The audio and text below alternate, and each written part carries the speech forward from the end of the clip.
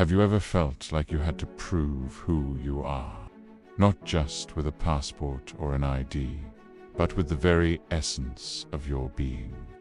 Today, we're diving into an incredible true story about a man who did just that, using the power of music to break down one of the world's most formidable borders. This is the story of Mr. Raza, a folk singer from Pakistan, and his unforgettable performance at New York's JFk Airport. Imagine this. You've just spent over 15 hours on a plane, crossing continents, filled with excitement.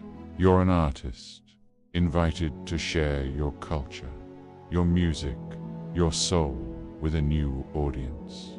Mr. Raza, a celebrated folk singer in his homeland, arrived at JFK with his troupe, ready for a multi-city tour across the United States.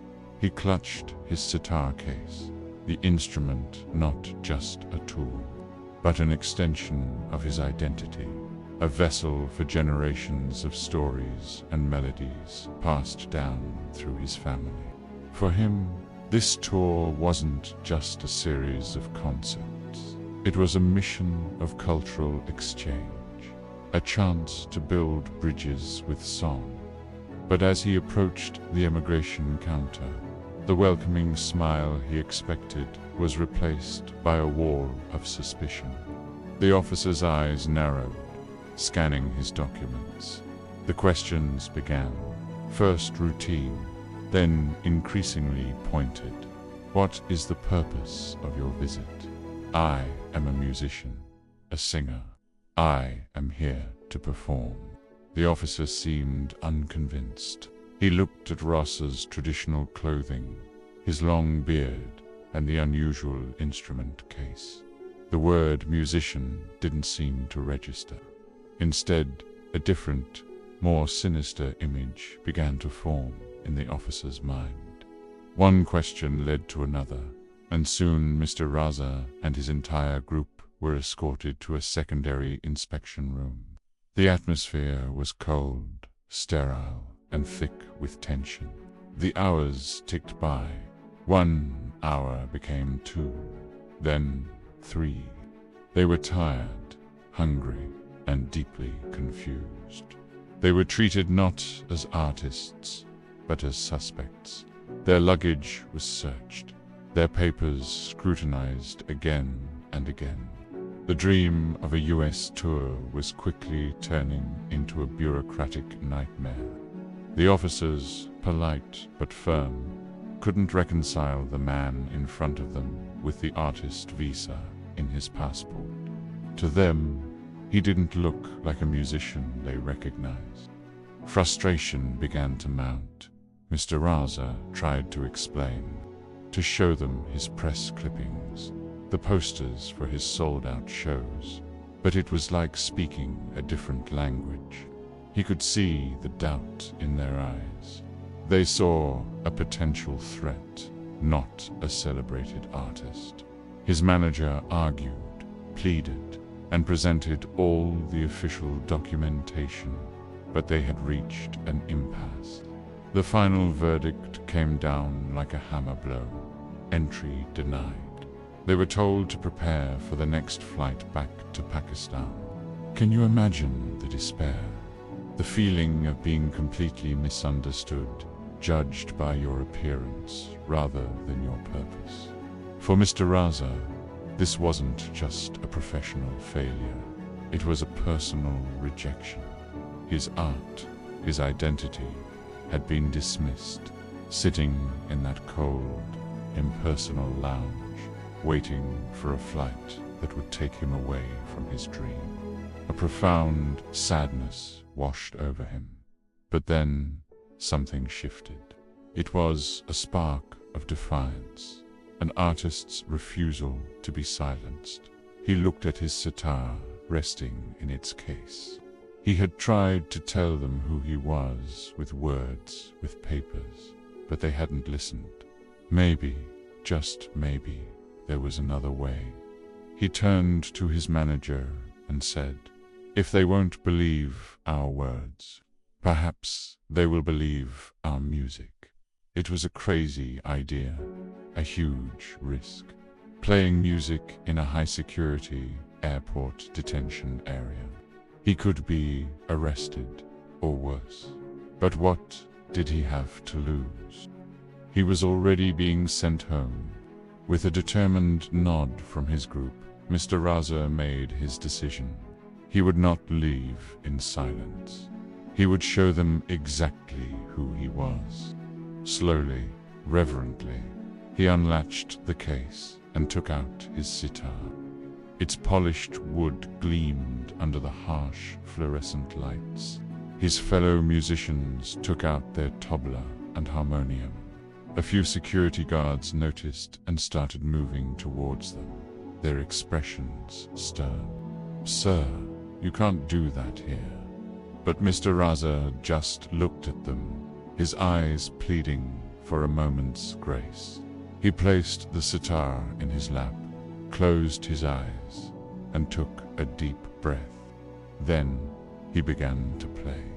The first note hung in the air, a single, pure, resonant sound that cut through the sterile hum of the airport.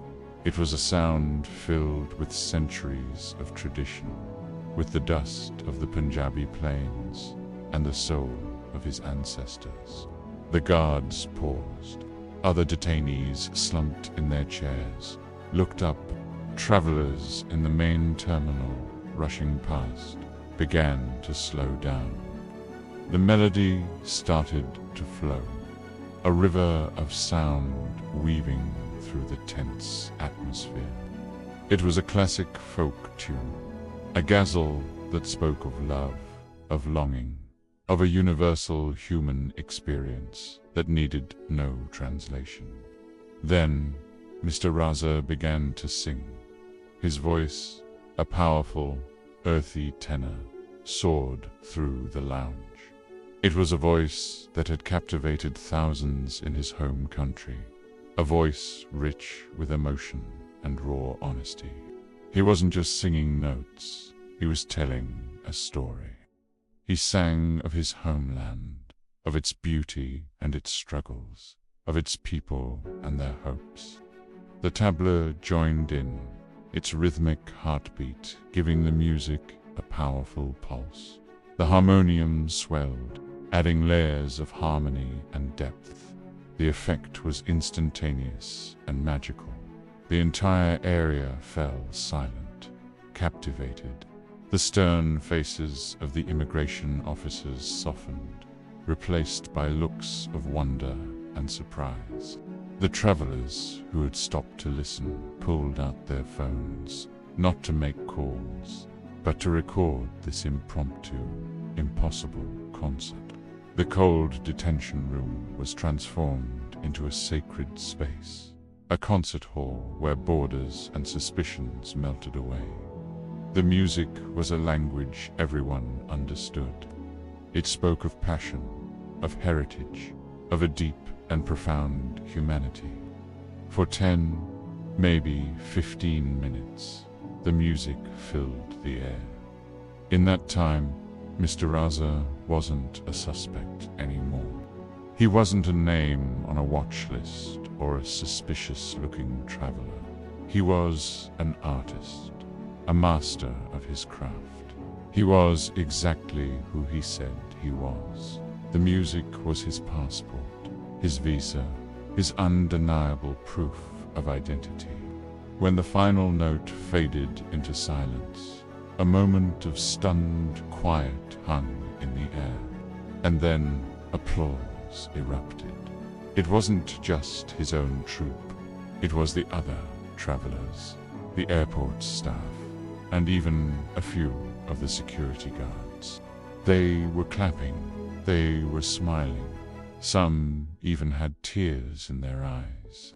The senior immigration officer, the same one who had given the order for his deportation, walked over. But this time, his demeanor was completely different. There was no suspicion, only respect. He looked at Mr. Raza, and with a slight smile, he simply said, "Welcome to the United States, Mr. Raza. I apologize for the delay." He then stamped the passports of the entire troop, granting them entry. The wall had come down. The music had triumphed. This story is a powerful reminder that art has no borders.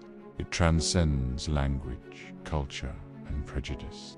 In a world that often seeks to divide us, to put us into boxes based on our appearance or our origin, music has the unique power to unite us, to touch our shared humanity. Mr. Raza didn't just get his visa that day. He gave everyone at JFK a gift, a lesson in empathy, a moment of unexpected beauty, and a story that proves that sometimes the best way to be understood is not to speak, but to sing. Thank you so much for joining me on this incredible story.